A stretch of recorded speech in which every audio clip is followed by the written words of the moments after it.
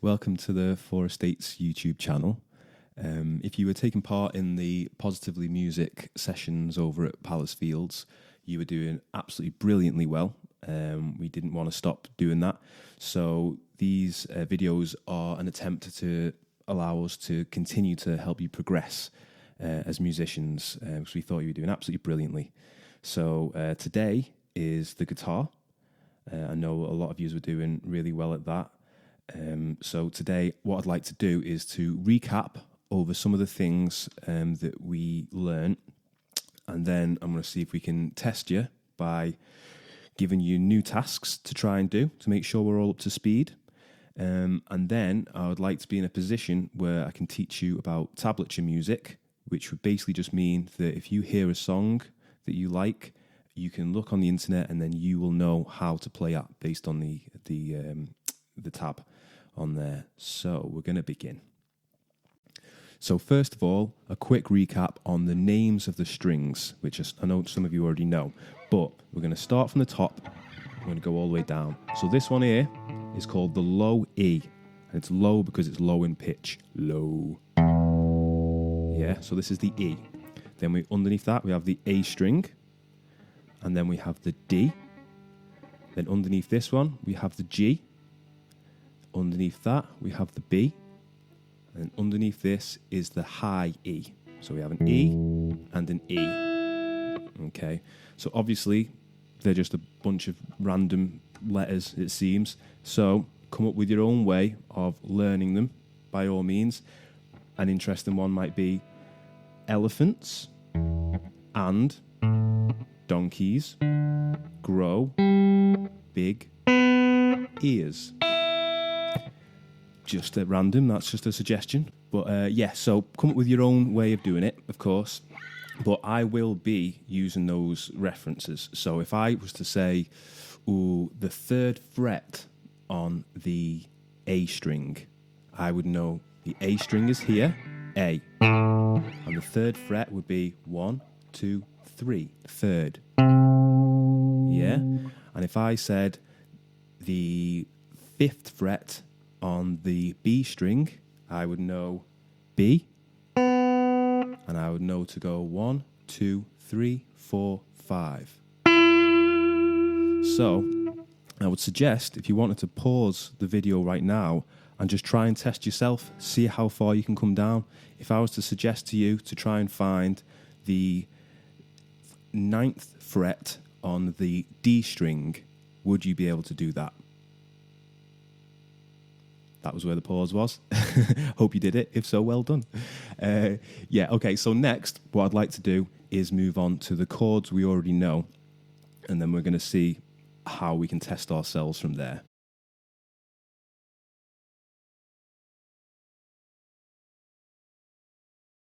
Okay, so we're going to recap on some of the chords that we've already sort of been over in sessions.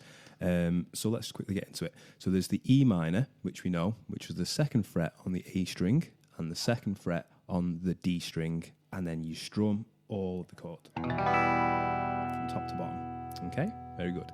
The second one is the G, where this index finger remains on the 2nd fret on the A, and your middle finger goes up to the 3rd fret on the low E.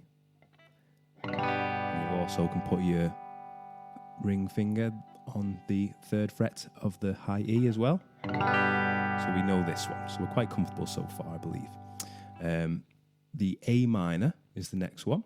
So there is the index finger on the 1st fret of the B string, and then the 2nd fret on the D string, and the 2nd fret on the G. And this time we miss out this low E, so we don't hit that, and we just strum all the rest.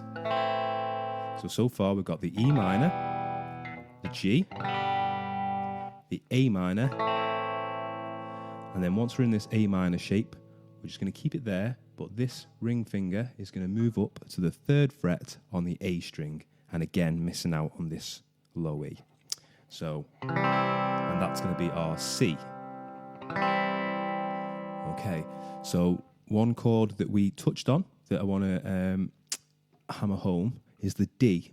And this one starts from the D string, and you only strum the bottom 4, and it's going to be 2nd fret on the G. It's going to be 2nd fret on that high E, and then the one in between them there, it's going to be the 3rd fret on the B, and here is this D. Okay, so it's going to sound like that. And I also want you to bear in mind that if you hear any of anything not ringing true, you need to move around so you're making nice strong contact and your fingers aren't touching any of the other strings. That's like the only reason you're going to get that buzzing or that lack of clarity. So that's what we want to be hearing. So with those chords in mind, there are thousands of songs that we can learn. So what I want to do is just first and foremost get you used to moving from each chord individually, because they won't always be in that order, because I know we have practiced that. So how about I just give you a little challenge now of trying this chord sequence. So how about we try starting off in a C for 4, then move to an E minor, and then we could maybe move to an A minor. And just seeing if we can link those chords up.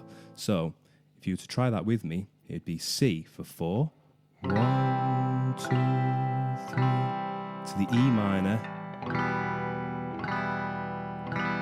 to A minor.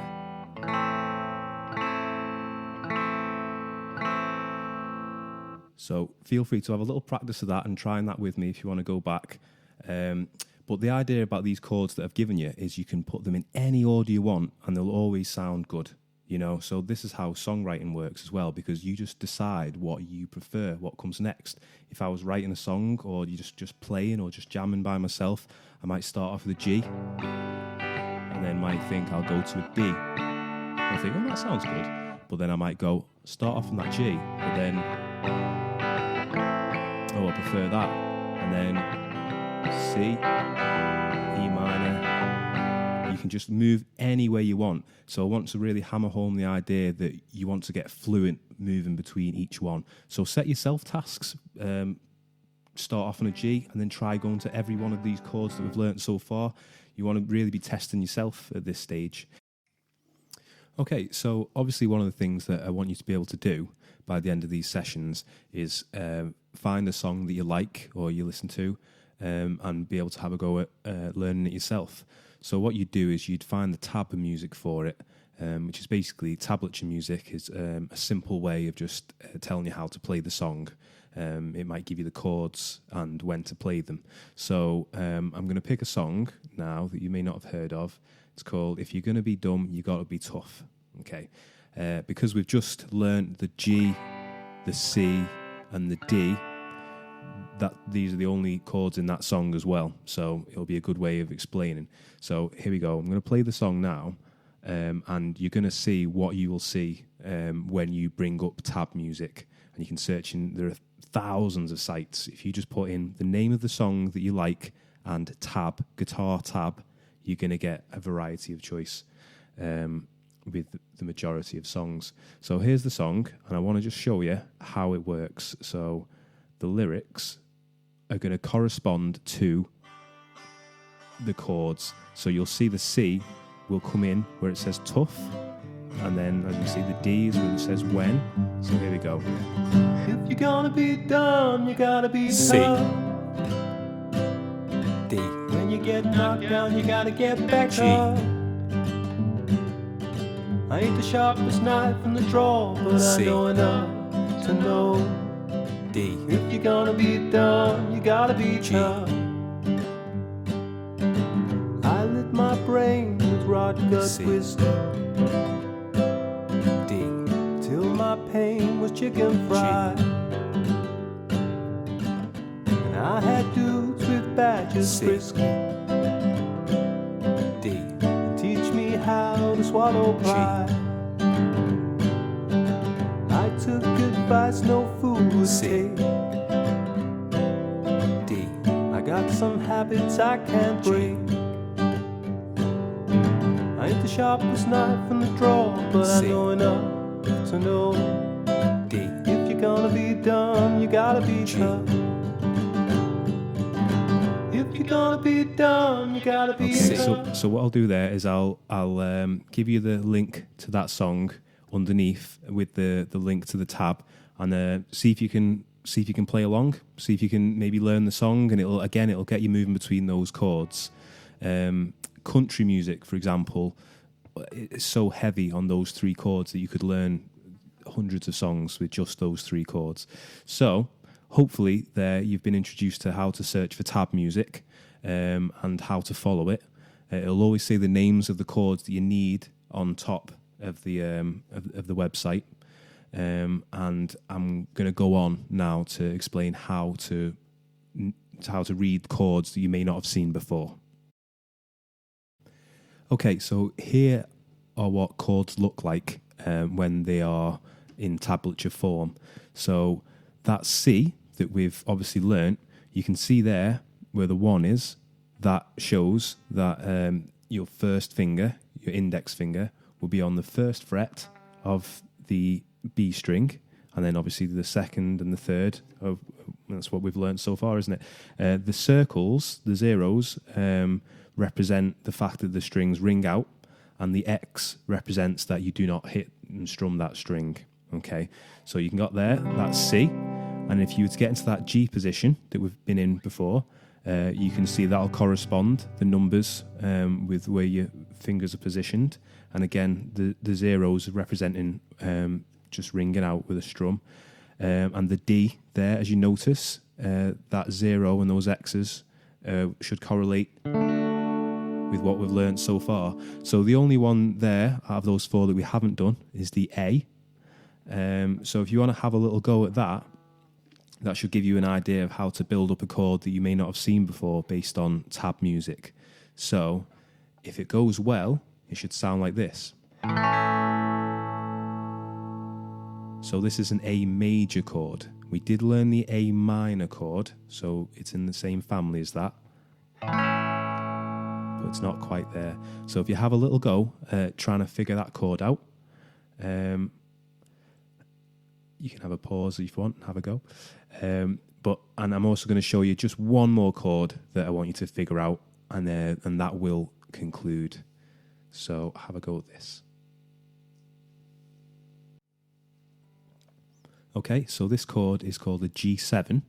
Again, we've done a G before, but this is a G7. So have a little go at trying to place your fingers where it's asking, and then seeing what the chord sounds like. So it should sound like this. That note right there, that's the difference between a G7 and a regular G. And by all means, these chords should also work with the other chords that we've learnt.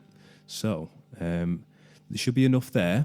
I would break it down and say that play with all of the chords that you've learnt, try to put them in different orders and just see how they sound.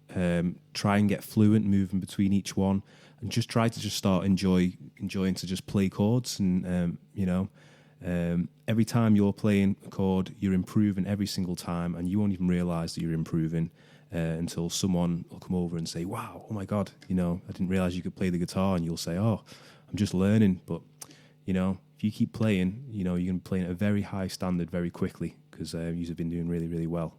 And also have a little look at the tablature music for the song, "If You're Gonna Be Dumb, You've Got to Be Tough." Have a little go at that.